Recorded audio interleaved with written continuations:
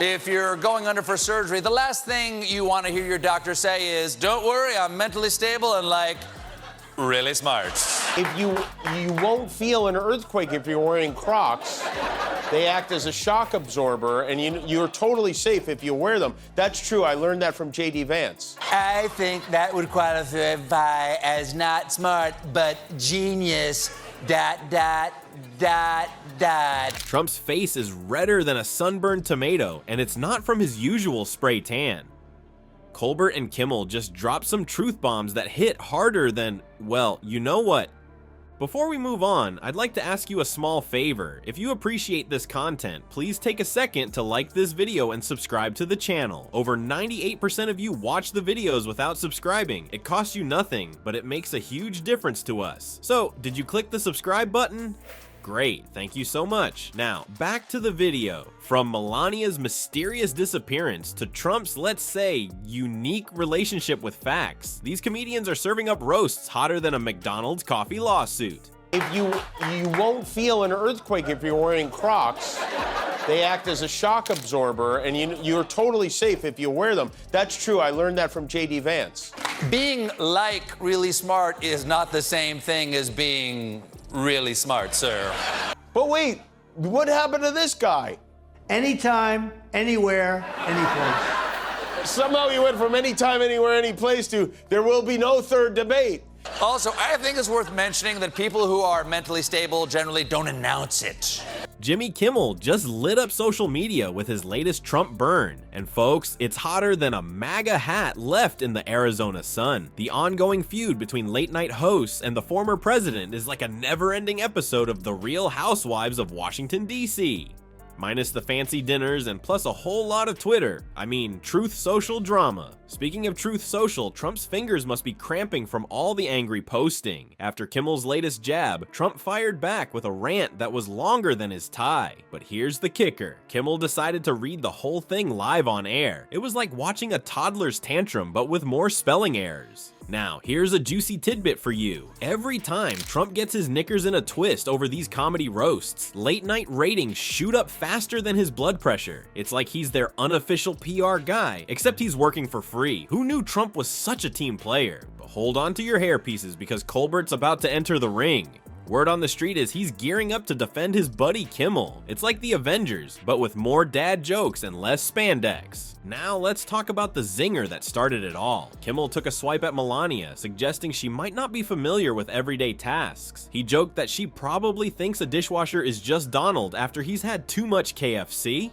Ouch! That's gotta sting more than the spray tan on a paper cut. Still trying to convince the MAGAverse that he didn't blow it on Tuesday night against Kamala Harris, even though he is clearly terrified of facing her again.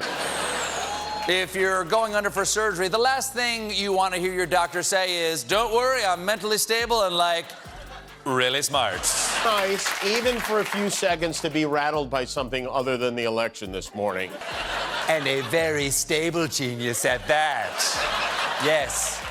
But wait, there's more. This comedy roast is just getting started, and it's juicier than a well-done steak smothered in ketchup. Stick around because Colbert's about to turn up the heat, and you won't want to miss it. It's gonna be huge. Hold on to your toupees because the late-night comedy cavalry is charging in. Ever wonder what happens when you poke the Colbert bear? Trump's about to find out, and let's just say it ain't gonna be pretty. How many zingers can one man take before he combusts? Dodging a debate makes him look like the coward that he is.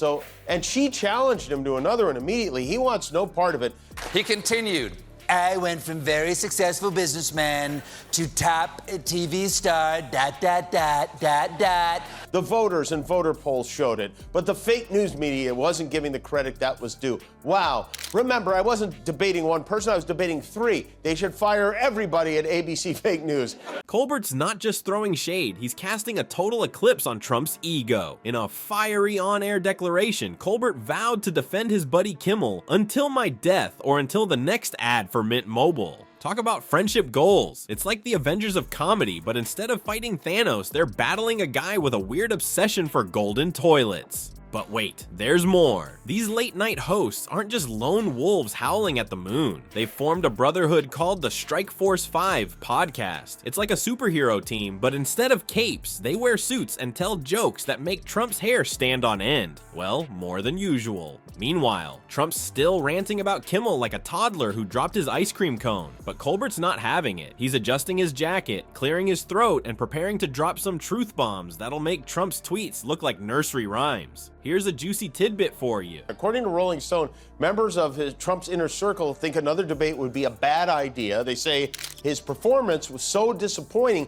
he doesn't know whether to call it Eric or Don Jr. at this point. Look, I'm a very stable genius. Now, if you'll excuse me, it's past my cheeseburger's bedtime. Let's go.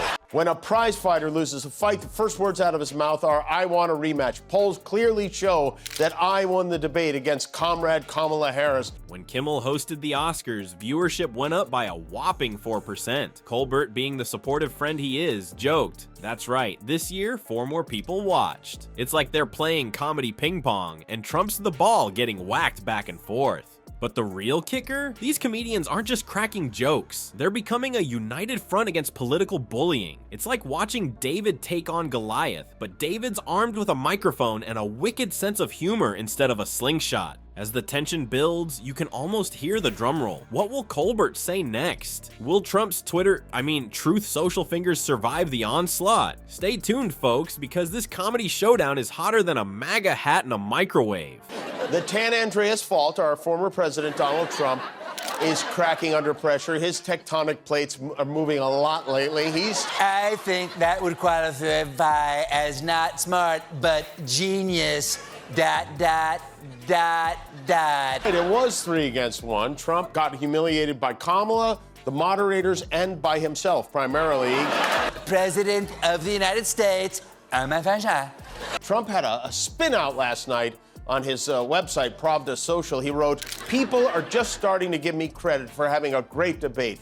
The late-night landscape is changing faster than Trump's excuses. These hosts are getting bolder, their jokes sharper, and their resolve stronger. It's like watching a comedy revolution unfold, one punchline at a time. Who knew laughter could be such a powerful weapon against political nonsense? So here's the deal. These late-night jokesters aren't just cracking wise for laughs anymore. They're turning comedy into a secret weapon against political bullies. It's like they found Trump's kryptonite, and it's a punchline. But here's the thing. We've got to keep this comedy train rolling. Free speech and comedy, that's as American as apple pie and, well, making fun of politicians. So next time you're watching Colbert or Kimmel, remember you're not just laughing, you're part of a comedy revolution. And folks, this showdown's far from over. Who knows what these comedy superheroes will do next? Maybe they'll roast a senator's bad haircut or poke fun at a governor's weird dance moves. One thing's for sure, in the world of politics versus comedy, the laughs are just getting started.